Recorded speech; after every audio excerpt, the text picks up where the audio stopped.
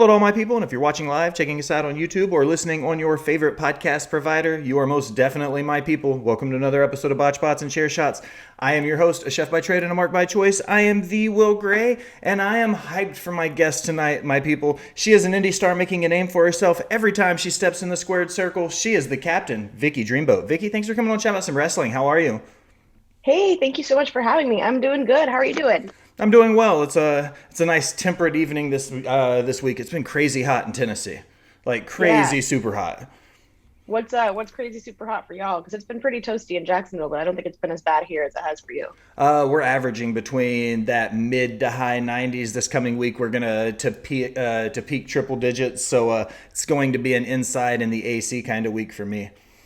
Sure, sure. Yeah, it's a hard pass for me. I didn't really like hang out in the heat much because I'm from Seattle originally, and so when we moved here, it was a big adjustment. Big adjustment for sure. I love Seattle. The Pacific Northwest is beautiful. I spent some time out there and in Vancouver. It was a great area. Very mild. So just dive right into it. Where did wrestling start for you as a fan when you were growing up? Good question. It didn't start when I was growing up at all. I didn't start watching wrestling until about 3 or 4 years ago.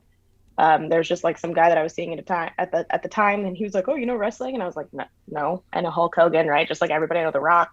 So the first match I ever saw was one that he showed me, which was The Undertaker versus Mankind Hell in a Cell. It was the very first match I ever saw, and from there I was That's a like, hell of "This a is the first coolest." match. Yeah, it's the coolest thing I've ever seen. I have a signed T-shirt by Mick Foley up there. I look at it all the time just to be like, "Keep going, keep going." I'm a big Foley guy.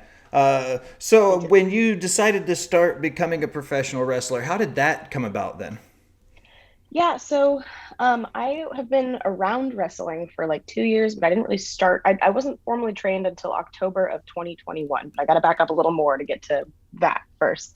I was in this improv comedy show where I actually met my fiance called Glimmer, which was like I liked wrestling enough, right? And it was kind of like a narrative long form, which is basically just like an improvised play based off of Glow, Gorgeous Ladies Wrestling.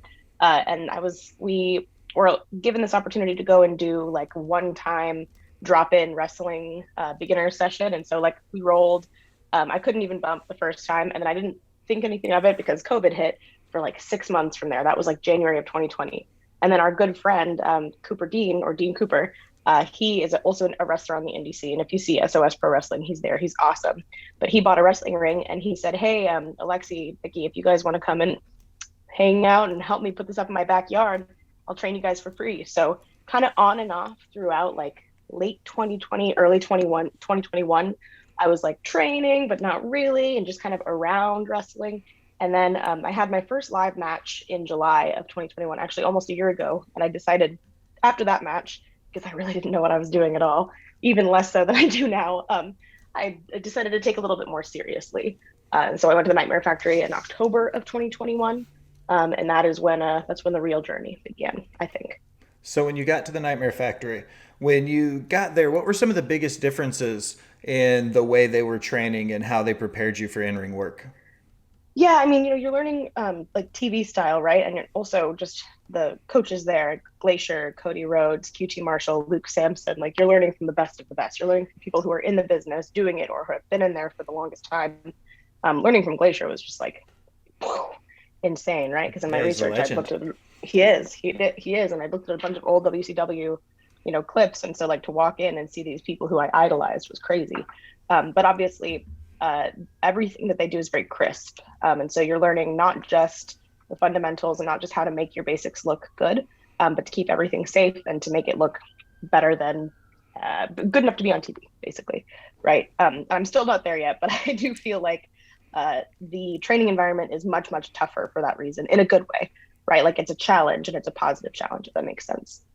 So coming into your training with Cody and the rest of the guys at the Nightmare Factory, do you feel like getting trained for TV matches gives you an advantage when you go back to spot shows or house shows when you don't have to worry about time limits and stuff? Oh yeah, yeah, I do because even though I'm more character centric, and I think I always will be, just match psychology in general and understanding kind of like what is important when you lay out a match, I think is extremely helpful. So there's no substitute for formal training. So you brought it up. It's one of my favorite things to talk about. I willingly call myself a mark for this kind of stuff. Is you in-ring psychology. When you bring that up as somebody who bills themselves as a character-centric wrestler, what is the balance like for you between sports entertainment and pro wrestling when you're telling a story in the ring? Yeah, man, it's hard because there's a lot of people who will say that sports entertainment and pro wrestling are the same thing, and there's a lot of people who will say that they aren't or they shouldn't be. I tend to find myself somewhere in the middle because I'm still learning. So I just, whoever my mentor is, that's the person whose opinion I'm like, all right, that's what I care the most about. I would say that it's a healthy balance between like working your gimmick and telling a story that makes sense and also making it look like a fight. And I think that's what a lot of modern wrestling is missing, in my opinion, is like it should look like an athletic competition, right? I don't think that there's enough of a competitive aspect. Maybe particularly in like some of the smaller circuits and in women's wrestling, just because it's very hard. I think like women don't get to train as much because I'm the only woman that trains at Continental Championship Wrestling in Jacksonville, not because they won't have more, but because women are not as drawn to pro wrestling, right? So it's harder to build a very aggressive women's division anywhere because there's just not as many of us. And so all of that is to say, when you're working on psychology, you're like, hey, girl, have you ever been in a real fight? Because listen, I have. You got to be protecting yourself all the time. You know what I mean? So I think like in terms of match psychology for me, the biggest thing is that it should look like we're really trying to fight. And then all the stuff that fills around, like all of the wrestling, all of the sports entertainment, right? There's a time and a place. But that's something that they're really big on at the Nightmare Factory is like understanding time and place rather than just like, okay, that's really cool that you can do three moonsaults, standing moonsaults back to back to back to back, but like why? Right. The why. That's a very important part. So I ask a lot of guests on my show, and you get to give an opinion for the reason I'm going to ask. I watch a lot of indie wrestling. Female indie wrestling right now is really hard to come by. What's it Sure. like for you being on the indie circuit as a female superstar right now in 2022? I appreciate that. I think I didn't mean to make a face. It's just funny. Uh, I I understand think, how hard ooh, it is because I'm there. You know what I mean? I see it yeah, every week. yeah. There's not a lot of you, so I'm curious. What's it like for you having to do it? Like the battle for a very So male dominated field. It is what it is, but I want to know. right, yeah. I'll say two things. I'll say a bunch of things. I'm not going to put numbers on it because I'm just kind of working this out loud as we do. I'll say that I've only been actually like on the indies, working on the indies since May. Because and I'd done a couple of matches, but I was waiting until I was done with the Nightmare Factory training. And that took me 6 months because I was hurt and I was driving back and forth from Jacksonville to Atlanta. So all of that is to say, like, I'm probably not the best person to ask because I haven't even been doing it a year, right? That said, I can obviously only speak to my experience. And I will say that it's most shows that I've been on, my match with whoever I'm working, triple threat or a singles match, is the only women's match on the card. And a lot of people blame that on the promoters, and I don't think that's so. I think that there's so many promotions that are all women's promotions that are like finding the good women on the indies who are experienced enough, and they're snatching them up. And so you have all these girls at Mission Pro, all these girls at WoW who are incredible, but of course they don't have the time to come and work a smaller show in a smaller town because they're going where, as they should, the more professional opportunities are and where the money is. The only challenge for that is like, you might have in the women's locker room, which only has two of us in it. And so it's like, okay, well, there's not a women's locker room anymore. Like that's not fair because there's 40 guys in this one room, right? And so there's like just kind of very logistical challenges that come up with that. But I've met very, very few male wrestlers who are anything other than like kind and generous and cautious because I think they know it's like, oh man, I wonder how I'd feel if I was on an all women's show and there was one male single match, right? Which happens occasionally. So all of that is to say, like, I've only really had positive experiences, but I've also been very, very selective about where I work, which is why I still only have so few live matches under my belt because I know my limits and I also know that it's not worth getting hurt over at this juncture, if that makes sense. No, absolutely. You have in your short career though, you've had some pretty great highs. You had a chance to work AW Dark and Dark Elevation. What was the mental prep like for you heading into some of these when you work for AEW? I mean, it's one of the big guys. Like what was it Yeah. like for you to head into that? Oh, stressful in a good way. So I was supposed to be on AEW Dark in December of last year. I don't know if you've heard the story or not. Stop me if you're bored. But I got hurt, so I started training in October. Coach Cody was like, "Hey, like I think you got something. I want to give you this opportunity. Go do a dark match in December." I get hurt at the end of November, about 2 weeks before I'm supposed to make my dark debut, and I'm screwed for 3, 4, maybe 5 months. So it finally comes in May. So I think that I like, because I had so much time to mentally prepare, and it felt like this is like dramatic, but it felt like my whole life had kind of been leading up to that moment. I wasn't really as rattled as I thought I would be. Like when I got in the ring for the match with Abaddon, which was the first match that I'd done at dark, I was eerily calm. It was the most calm I've ever been before a match. And same with my match with Robin too. Robin and I had worked together a bunch of times. She's amazing. So I was just like very, very calm. And every match I've had before then and since then, I'm a nervous wreck. Absolute 100% nervous wreck. Like right before I walk through the curtain, I'm like, I don't think I can do it. I don't think I can do it. And I've been a performer my whole life. So it's like, it's really, really weird that going out and putting on a performance that's also athletic just makes me that way. But can I swear on here? No. No, you can swear. Absolutely. Okay. Yeah, I'm a every fucking episode wreck. gets the E on purpose. I just go ahead and blanket it just to be safe. Okay. Cool. Just making sure. I hate to do that. And then you'd be like, this is for kids. I'm like, oh, my bad. But yeah, so the mental prep, like I had a long time to prepare for AEW Dark, and I was around people that I knew. So I can imagine in the future when I go back or when I work at another place, hopefully I'll have an opportunity with WWE or with Impact someday, right? I can imagine having a little bit more nerves because I won't know people there. And I won't have had as much time to prepare. But that actually mentally, I was okay. Everything else, not so much. So when you're on a show like this and you're working with Abaddon, a lot of times you'll be brought in, and I hate saying things like enhancement talent, but it is what it is. When you That's what go it is. into Yeah. it, when you go in to enhance somebody already on their roster, how do you go about planning the match with the veteran to help make sure they get over, but still getting enough of your moveset in so you still get over as well? Does that make sense? Like the Yeah. blend of the two.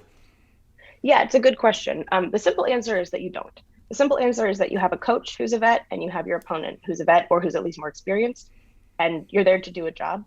And I think a lot of people are like, oh, the word jobber is bad. No, it's not. I just got paid to wrestle.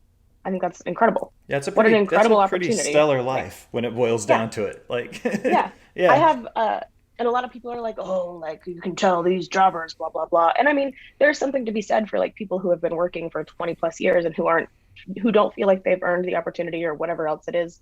For me, like I'm just freaking thrilled that I got to wrestle Abaddon at all. And so in terms of planning, I always defer to whoever has more experience. Um, uh, Luther at AEW, he's been a coach at the Nightmare Factory, kind of a guest coach. He was there when we were planning that match, and so like between our coaches and between everybody else, just like, what does Abaddon want? Cool, I'll do that. What do I get to do? Yes, I can physically do that, or no, I can't. Let's figure out another thing. And I actually got like lucky because I was, I think, more willing to work, and because I was not like a known entity, but because I had connections there that I got to do like a little bit more than other people do. But all of that to say, like whether it's a 30-second squash or a 5-minute tit for tat match, I'm just, I know it's so cliche, but I'm like truly just stoked to get to be there and do whatever's needed, because you don't show up to your job expecting to like become the CEO. No, absolutely. Everybody, it's a really cheesy term, but they have to pay their dues. I Yep. say that a lot of times because I get a lot of flack from my podcast mates and my channel because I'm the old guys, like get off my lawn, like I grew up in the 80s. I Right. remember the territory days and, Ric Flair with the 10 pounds of gold. But also at the same time, I understand wrestling has evolved now. And I know it's been a very short time, but what are some of the changes you've seen from being on the indies to working with AEW to working house shows to the big AEW shows? Like, what are some of the biggest differences you say from place to place? I would say organization and professionalism are the two biggest things. And that's not, I'm not talking any shit about anybody and I'm not naming any names at all. I'll just say that as you get kind of like higher up the totem pole, and also any promotion that has bigger names is more likely to be more organized, because you're not going to put somebody who has a big name about them in a bad situation for the most part, right? Um, but that's kind of like a growth thing, because a lot of these promotions start out super small and then they explode and they're hiring bigger names within the next 3 years. And so it's just like we're all growing and learning and changing. But yeah, organization and professionalism are the two things. I can definitely understand that because the term mud show is an old coin term, but I definitely understand it when you go to some of these indie places and you're like, For holy shit, sure. this is absolutely what they mean by a mud show. Like, I've been to some of those shows, so I get it. Being in the squared circle isn't the first time you've performed. You've alluded to it previously in the conversation, but you have some history doing some improv comedy. You want to talk about that for a second? Yeah, my fiance owns an improv comedy club here in Jacksonville called First Coast Comedy, and I kind of manage there. And I perform every weekend that I'm not wrestling. So this weekend I wrestle tomorrow, but then I'm free on Saturday. So it's like 1 or 2 days. We have 4 shows a weekend that I'm there. And that's how we met was back in 2020 on an improv show. I also grew up touring the United States with my mom, who was a musician. So I've been on stage pretty much my entire life. Like I'm way more comfortable in front of a crowd than I am in pretty much any other situation. I don't do social situations very well unless I'm performing. And I'm like, this is good. I can do this. I definitely relate to that. I'm introverted as hell outside of the rest Yeah, of my life. And then people are like, you're shy? And I'm like, oh, yeah, not a fucking chance am I talking in front of a group of people unless I'm right. talking in front of a group of people. You know what I mean? Yep. So when you having the improv training and the comedy side of it and being able to work on the fly, do you think that helps you in the ring at all? Being able to be spontaneous, the spontaneity of it behind it. Yes. Yes. 100,000 million%. Because one of the things that I think a lot of wrestlers have a hard time with when they're first starting out is like cutting promos and working the crowd. And I'm just trying to figure out the wrestling, man. Like the cutting promos and the working a crowd, I feel very comfortable with. And I'm still working on it, and I'll always be working on it. But it came way more naturally to me than I think it does to a lot of people who are like, I've been wrestling my whole life, but I don't talk on the mic, because that's like way more terrifying to them. And to me, I'm like, can I just talk on the mic all day? Sounds great. Let's do that one. Or like, can I just go and find a kid and like talk to them in the crowd and like make everybody feel bad or whatever? Yeah, that's definitely. And since we moved to Florida last year, and since I started doing improv more, I noticed a marked difference in wrestling in general and like my ability to work on the fly.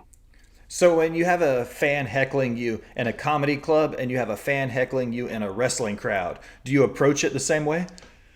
Ooh, that's a good question. Comedy club, I think we're able to be a little bit more direct and rude. Um, with wrestling, it's hard because I'm like the biggest baby face in the history of time, right? So I can't be like, hey, fuck you, asshole. Like I can't do it. I can't do it. I can be like, oh boy, that's not very nice. But in a comedy club, like there's a tier, right? So like in Alex, my fiance has been doing it for so long. Like uh, you start small. You're like, hey, are you drunk? Oh, that's good because stupid doesn't wear off, right? And then you kind of like build up to that or to something it's a little bit more intense depending on like how their behavior is. So I would say like it comes from the same place, but obviously with wrestling you have to stay in character. And if you're hosting a show, if you're hosting an improv show, it's very different than if you're playing in it. If you're performing in it, like it's the ignore it and let the host deal with it.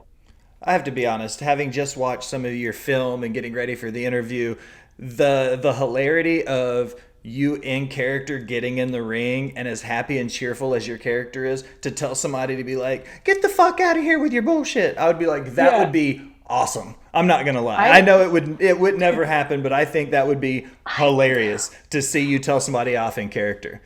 Yeah, I would love to. I want to do like Vicky Dreamboat After Dark, where it's just like the worst of the worst, kind of like you go in there with the crowd trying to basically like get in your head and screw you up, and to just know that there's Did I lose you? it to it. That would be so much fun. Oh, did I lose ya? No, I got Uh-oh. you. There you are. You're back on my end. I can hear you, but not see you yet. Holding.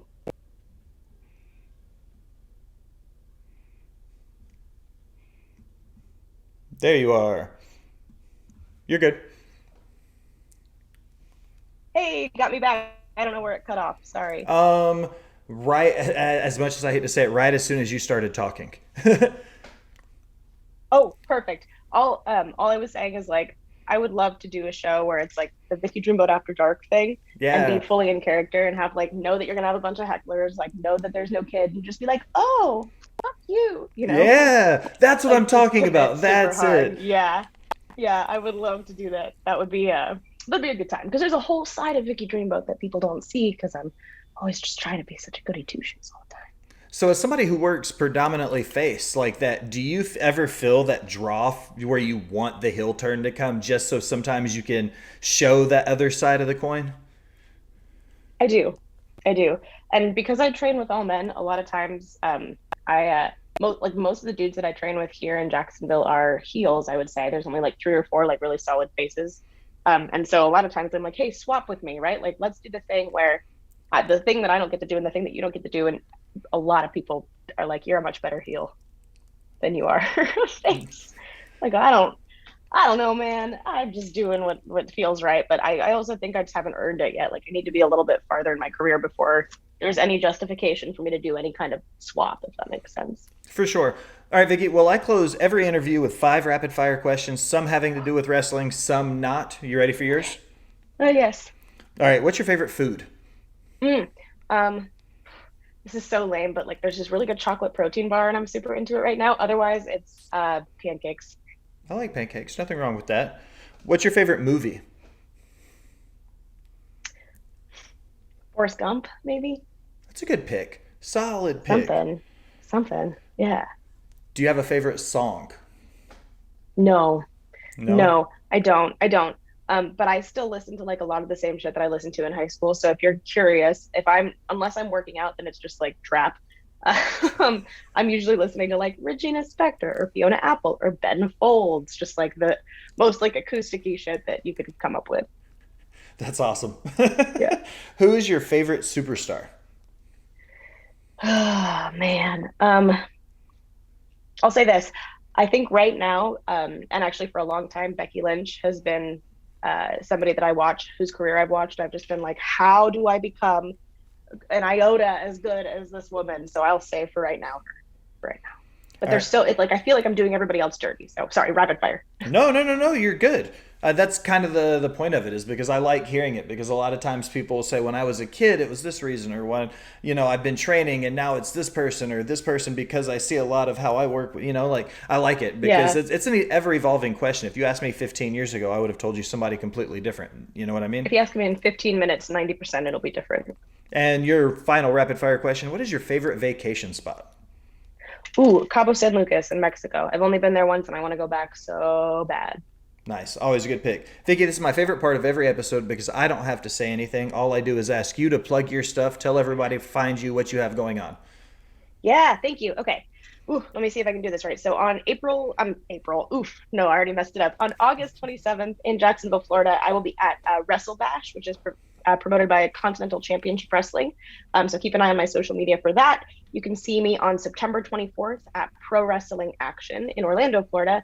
And September 3rd, you can see me at IWN near Atlanta, Georgia, TBD. But to figure out more about all of that, follow me on Instagram at Vicky Dreamboat, Twitter at Vicky Dreamboat, and Facebook at Vicky Dreamboat. You can also go to VickyDreamboat.com to buy shirts and stuff. Now, as we close another episode of Botch Bots and Share Shots for the Captain Vicky Dreamboat, I am the Will Gray. Thanks for stopping by and listening, my people. Carry on.